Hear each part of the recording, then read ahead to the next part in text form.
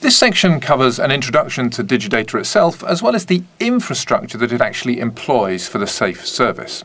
In this section, I'm joined once again by Dan Oyster, who is the General Manager of the Small Business Solutions Group at DigiData. So, hello again, Dan. Dan, what's the elevator description, if you like, of DigiData? So the company was founded nearly 50 years ago to solve unique data storage challenges. Through the history of the company, we focused on mass storage, high-capacity applications. In 2005, the company moved in the direction of online backup and file sharing, securing a contract with one of the world's largest telecommunications firms. I guess we can be considered a pioneer in this area of online backup and storage. So you say a pioneer, but frankly, many people watching this video will not have heard of your name. Now, I know that's because DigiData is, if you like, the power behind the throne of some of the telecoms royalty that you just mentioned, but I know you already provide online storage facilities for them. But can you at least give an idea, even if you can't use the names, of the scale and the regions involved? Well, I wish I could drop names. Let's just say it's been going pretty well. We just crossed 1 million users with our main telco partner. We've signed another large telecommunications firm which has 5 main branches through Europe and Europe, South America, and let's say Northern Europe. And we're trying to scale this business as quickly as we possibly can. This market is sort of like an Easter egg hunt. All the little kids are lined up, and we're all racing out to get all the partners we possibly can. Okay, so I understand all that. Now, moving to online backup. Online backup services continue to gain popularity as consumers become more comfortable with online banking, online purchasing, and even the photo sharing sites that we're all familiar with. Right. But online backup and archive hasn't fully, at least to date, met the needs of small businesses in a couple of key areas. So firstly, there's control over the data of those businesses. Many small businesses don't feel comfortable with having their only copy, whether it's backup or archive, somewhere out there on the internet.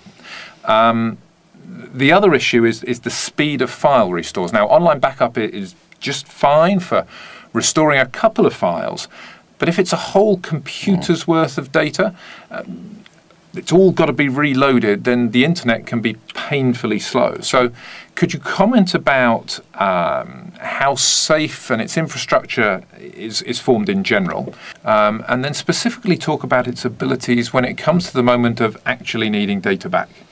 Okay, yeah, let me start with the second half of that first.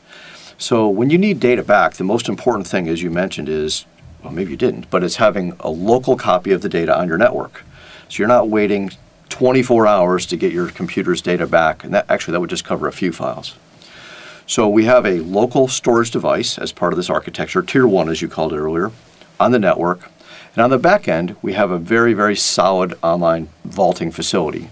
The things that small businesses generally care about are privacy, security, and availability. So one of our data centers actually hosts Facebook and PhotoBucket, which mandates a very high level of physical security, things like card key access or hand scanners. For information security, we use SSL, which is Secure Socket Layer. It's the same technology used in online banking. And to keep your information completely available, everything is redundant. We even use multiple power grids into the data center. So it really is the great combination of speed on the front end and quality on the back end that you're describing. If you like it, it's like time sharing a great data center via subscription services for small business data protection and archiving. And that's really what it boils down to. And this quality, both of the vendor itself and the actual physical data center, really does matter. Look at the ESG research chart that we're showing right now.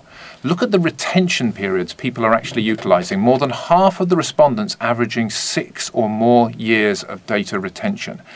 That can only be achieved in data centers where there are strict processes and controls applied, whether that's environmental quality checks, planned migrations as storage media and devices advance. You don't want to find that you can't read back something you've written because you've no longer got the thing to read it from. Infrastructure matters. Just being out there somewhere, frankly, is no better, little better than doing it yourself or badly. You need the speed and the quality that Dan has already described. Hopefully you'll now view other chapters on this safe service.